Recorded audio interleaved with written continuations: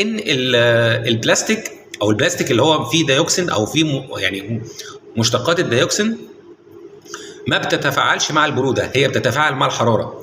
لذلك الفول لما بناخده من عربيه الفول بيبقى سخن، والراجل بيحطه لك في شنطه بلاستيك او في كيس بلاستيك.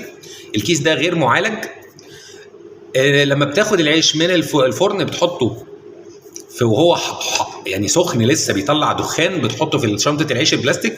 عشان كده لازم بنقول لازم ان انت تهوي العيش قبل ما تاخده، ما تاخدوش تحطه كده على طول في العلب في الكيس، ده اساسي.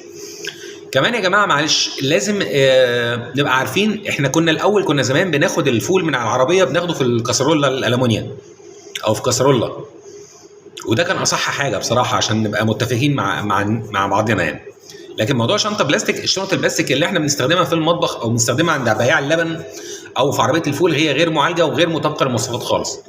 لو عايزين نتكلم عن